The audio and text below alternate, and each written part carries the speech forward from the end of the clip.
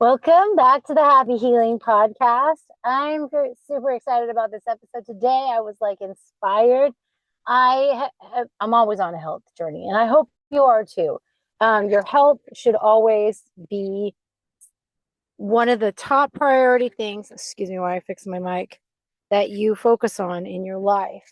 So, your family, God, your family, your health should be your top priorities. Your health is like really on the top of all of these. If you don't have your health, how are you supposed to serve God? If you don't have your health, how are you supposed to, you know, be present for your family, right? Your health is everything. So, and I'm going through perimenopause because that's the age. I'm going through changes in my body, and it's especially as a woman, you have to rediscover who you are all the time because as a child you're like, yeah, life is good, eat whatever, and or whatever, and then you become a young woman and you're like, oh man, my body is making changes and doesn't tolerate things like I thought it could, or whatever. Anyway, so today, on my health journey, I ended up finding, which I recommend anybody read. There are two things I always will recommend, and I'm recommending this now because I just discovered it and it's awesome. But I always will point people in the direction of, if you want a really good food or health documentary, watch In Defense of Food. That is the best, and that is so true. And the book that I found really goes along with this, and it is so good. It so I think it's called Simply Food or Food Simply, but I'm pretty sure it's just Simply Food. And it really breaks down and cuts through all the crap and just is just like, eat real food. And I love what the author says in the book. It's so good. I'm not promoting any book. I'm not getting paid to do that. I'm literally sharing something awesome I found that is helping me, and I want to help you. So anything I share here, not getting promoted, not getting anything, not whatever. It's something awesome that I found. But I love what he said. I'm going to quote what he said. He said that if God didn't make it, don't eat it. And it's as simple as that. If God didn't make it, don't eat it. Anyway, but my title and my main purpose for this podcast, and excuse me if it looks like I'm looking off to one side or the other, my camera's weird on my camera device. It when they first designed this thing, this is the older version, they had the camera in a weird spot. And anyway, so whatever, that's what it is. Who cares? So anyway, but my main topic for today is bring back ugly food. And I'm going to explain it. You've already seen the title. It's already piqued your interest. You're like, what do you mean bring back ugly food? Let's have some explanation here. So, here we go. And if it looks like I'm reading notes, it's because I am, because I made notes, because this topic is awesome. It's important to me, and I really wanted to like get certain things out. So here we go. All right. So somewhere along the way, we got tricked into believing that food should be perfect. Shiny apples, flawless tomatoes, identical carrots, all lined up like little soldiers on a grocery shelf. But real food isn't perfect. This real food is not perfect. Something I've been realizing, like I throw stuff out, like for a long time. I fell into this trap. I have thrown stuff out because I'm like, oh, it looks gross. I'm going to throw that out. I'm not going to trust it, right? We don't trust it because we've been conditioned by society not to trust food that's actually good for us.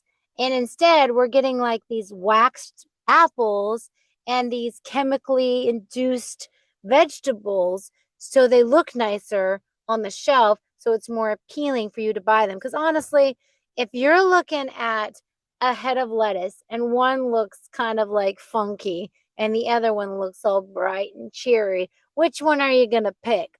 Obviously, the bright and cheery one. However, the ugly food is usually the most nutritious food. That doesn't mean moldy. That doesn't mean rotten. It just means ugly. Like it could be deformed, whatever, right? Like every year, my youth, we, I'll get there. The youth in my church help to raise money so they can do camp every year. And so we sell avocados, and we have someone who is so generous who lets us go and pick avocados off their tree, lets the youth pick, and then we sell them to, our neighbors and stuff like that. And it's wonderful. And he's a businessman, and he's been doing this for forever. And he explained to me, he's like, because he tells the youth, like, only if they have, too big of cracks or they look too ugly, they'll just throw them out on the ground because nobody's going to buy those. Nobody wants those. We can't sell those. And I'm like, and he's just like, they're perfectly good. And I'm like, yeah, they are. And so every time we do that every year, I always say, well, can I take the awful ones? And he lets me take them. So I just stuff a bunch in my bag, and there's so many, and they're so yummy. And I'm like, why would nobody want these? Like, it gets wasted. It's so sad. So, okay. Something, let's see. And here's the wild part. The uglier the food often tastes better, like I was saying, and costs less. And it's thrown away by the ton simply because it doesn't look like a magazine cover, right? And you all know that this is true. Anyone who's hearing this is like, yeah, that's pretty accurate. And you're probably guilty of the same thing I've been guilty of, is like, I go towards the better looking thing, right? Because, and in the store, like this, like some food is just prepped to look better, and the way they prep it isn't good for us. So we've been conditioned by supermarkets and big food companies to expect pretty food, uniform, polished, waxed, color enhanced, and engineered to look appealing. But that conditioning comes with a price. And this is a seller tactic. I want you all to know, I've been in sales. This is a seller's tactic. That's how people get you, is by making things look pretty, by, honing in on that emotional whatever, they know how to get to your emotions. And they get there, and voila, they've got you, and you're being sold, what's it called, sugar water or whatever, or some fake potion, I don't know. Okay, so again, that conditioning comes with a price. When we reject ugly produce, we waste perfectly good food. We lose nutrients, which is what we want, what we need. That's America is so fat because we are focused on aesthetics. And we're focused on convenience, aesthetics, all these things. Like, I admit, okay, and I fault no one for convenience. I am a convenient girl here, okay? I am all about the convenience and all, because the world is so complicated today. It just is. The amount of paperwork and things that we have to, I live on my phone sometimes and I hate it. I just want to drop kick it. I seriously, because I'm on it for like a billion paperwork for my kids' school, like doctor stuff. And even if there's no doctor stuff to be had, there's business stuff. There's if you have a job, I'm sure there's online stuff you have, your emails you have to take care of. And these are like everything. Everything is so complicated. And think about all the things that our government has put in place. I'm not trying to get political here, but I'm not afraid to. But registration every year, all the hoops you have to jump through in order to accomplish something. It's just like, it's ridiculous. There's so much ridiculousness. It's complicated. And sometimes it takes hours to figure it out. And if you want to hire someone, well, then spend thousands of dollars to hire someone to take care of it for you. But you don't always have that money. So you're figuring it out. And there was a video I watched once that says the people who are more poor tend to work harder and spend more time because they're always, I forget how it was said, I'm not going to say this right, but they're always like, they have to work extra hard in order to get where they need to go because they don't have the money to hire someone to figure it out or whatever, or they're just, it's all designed badly. Anyway, so back to our food here.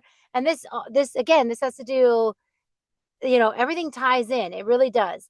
And it's like, okay, so, and again, on the spectrum, if you're like, you don't make a lot of money, and yet you're being told buy organic, you're like, yeah, but organic is expensive.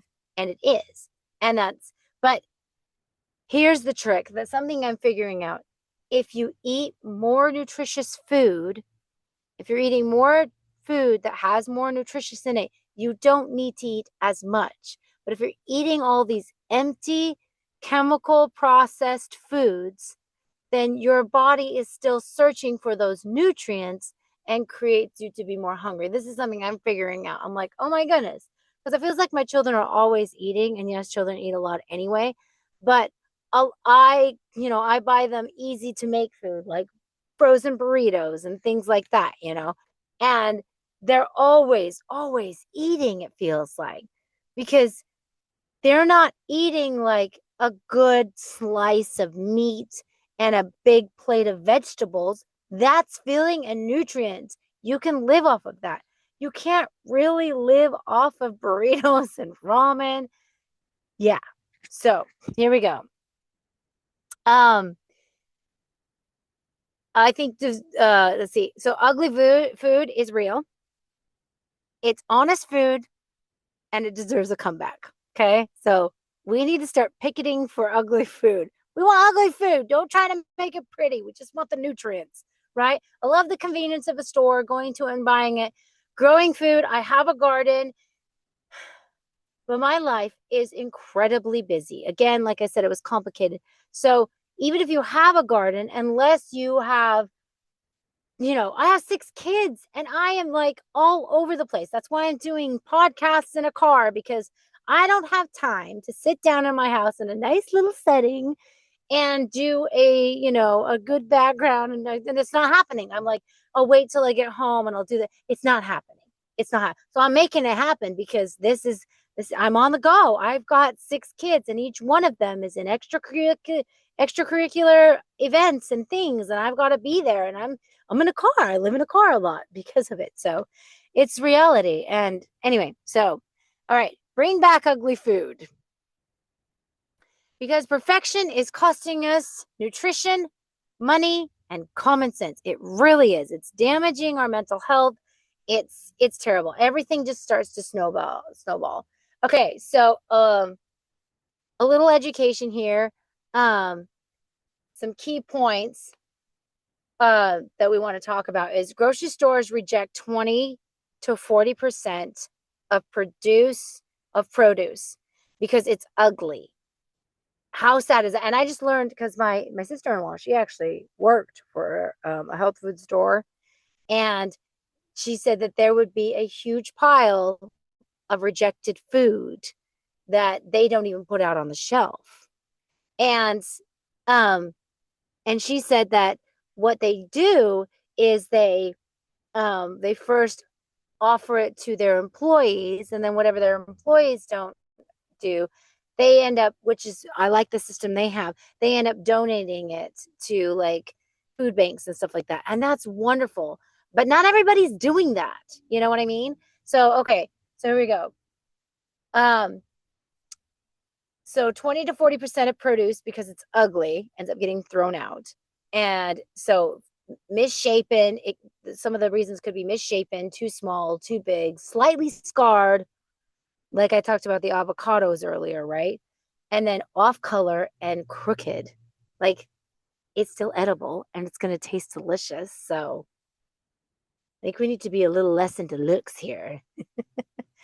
Okay, the food is perfectly edible, but it never even reaches shelves, which is really sad. Okay, so another thing we want to talk about is pretty food is often engineered to look good. This is the scary part. And I touched on this a little bit already, but this is research right here. Pretty food is often engineered to look good, not taste good. Because our heads, like if you saw something green and slimy, but it tastes, let's say that green slimy thing tasted like a donut, would you eat it? No, you wouldn't, because in your head, your eyes are seeing this. Half of food is, digesting food and stuff is what you're looking at.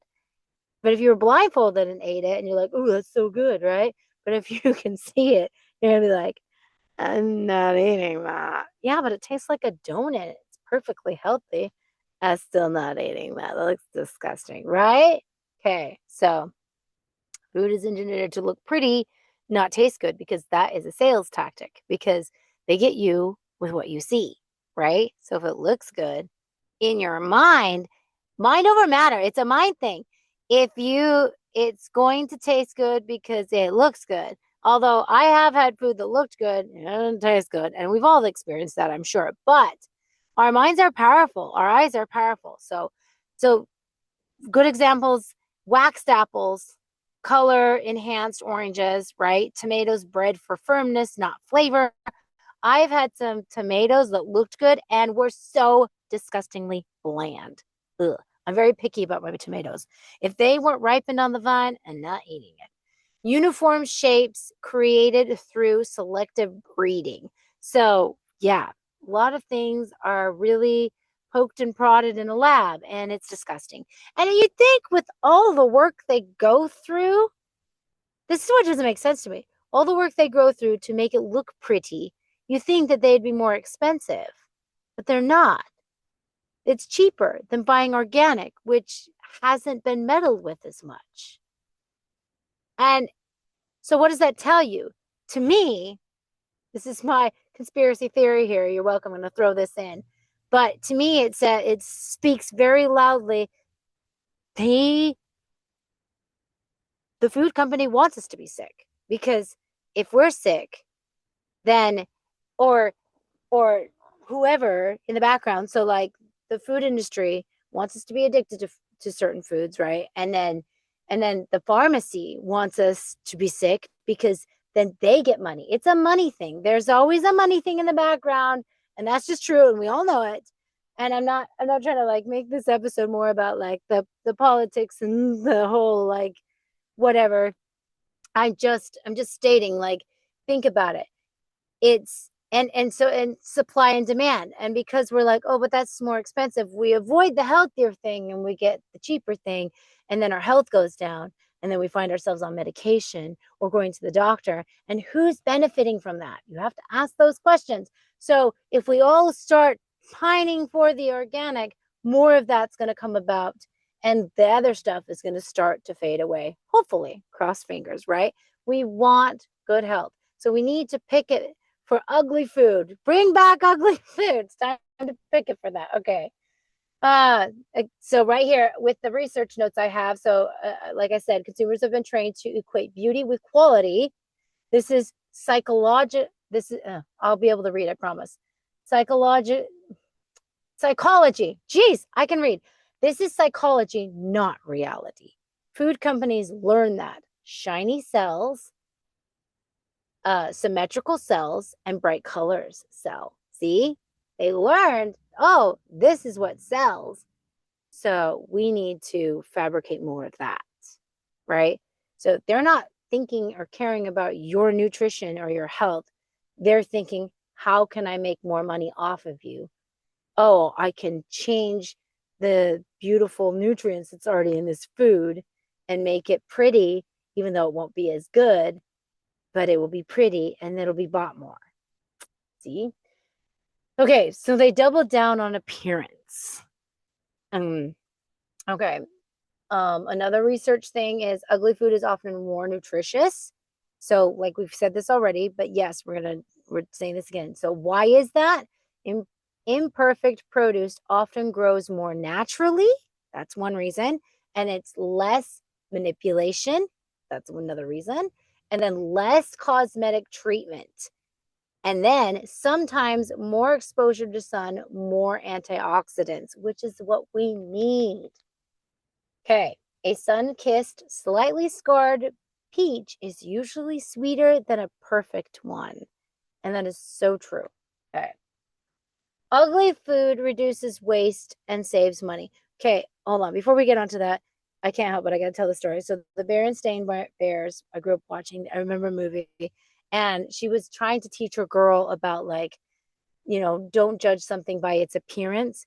And she had two apples. One was really funky looking, like really funky looking, and the other one was perfect. And she's just like, you never know what's inside. So she cuts open, she's like, which apple do you think is better? And she's like, obviously that one. The little girl points to the perfect one. So the mother cut it open. Inside was worms. Ew. Then she cut open the imperfect apple and it was perfect inside. So it was like, oh my gosh. So remember that, okay? Okay, ugly food reduces waste and saves money. Many stores now sell imperfect produce at a discount because it's cheaper to buy, it's better for the environment, it reduces landfill waste, it supports farmers who would otherwise lose income. So I like to hear that. I just, I did the research, some of this research today, and I was like, oh, I like I like that some stores are doing that. I don't know which stores are doing that right now because I haven't really run into it unless I'm not paying attention. But if you have a store that is doing that, then gear towards that so that it speaks, because what we buy speaks to them of what they want to sell. So what we buy, they think, oh, they want more of that, so they'll get more of it. We want to put our money where our vote is, if that makes sense. You know what I mean? Put your money down where you want your vote. And that speaks to the people who are trying to sell to us because they want our money, right? Okay. Big food companies profit from pretty food. Yes, we know that. Um, that was my speaker. That was kind of creepy. I was like, I forgot it was on. It automatically turned off. Okay. They sort produce, discard ugly items, charge more for uniformity, and market beauty as freshness. So lame. Okay, and as I'm reading this too, it's just like, okay, yes, they do charge more for beautifying it, but then still organic food is way more. I don't get it. But anyway, but then the organic food that usually is out is also they put, I'm sure when they put out organic food, they also put out the best. Let's just bring out the ugly food, people. Okay. It's a business model, not a nutritional truth. So that's something we need to remember, is it's a business model. It's not, they don't care. Again, like I said, they don't care about our nutrition. Okay. So I'm going to wrap it through this real quick because we need to wrap this up. I want to make sure this isn't too long and people aren't going, okay, too much information, because we need to digest what we've learned so far. Okay. So here's some things to think about. I like these little quotes. We don't have a food storage. Just to remember, we don't have a food storage problem. We have a food beauty problem. Ugly food is honest food. It's food your grandmother grew. Yes, yes. If we embraced ugly food, we'd waste less, spend less, and eat better. Nature doesn't grow perfect, only marketing does. Okay. We've been trained to shop with our eyes instead of common sense. So it's time that we start embracing ugly food again. It's time we go back to our roots. It's time, do your best. Again, if God didn't make it, don't eat it. I'm going to quote that book again. Recommend you read it. It's incredible. It really speaks the truth. I am so tired of eating and feeling like I've been stuffed like a turkey. You know what I mean? Like, even if I eat a meal that feels like it was healthy, because of maybe there's pesticides in it or it's been modified a little bit to look pretty, it's just like, I'm over it. It's time. It's time we feel good every day and feel good in our skin. It's time that we don't suffer during perimenopause or during menstrual cycles or during any part of our life, because what you eat is how you're going to feel physically, because you are a walking chemistry lab. Don't forget that. You are literally a walking chemistry lab. What you put in you, I've said this a million times, what you put in you will have an effect, an adverse effect, good or bad.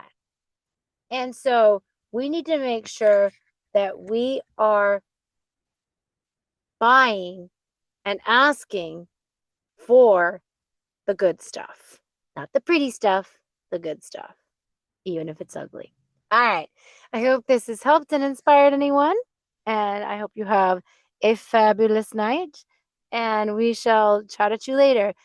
As always, all information here is from my own experiences, from studies I've done over the years. But as always, Anything you do at your own risk, use common sense, and make sure you do your own research, and happy healing to you.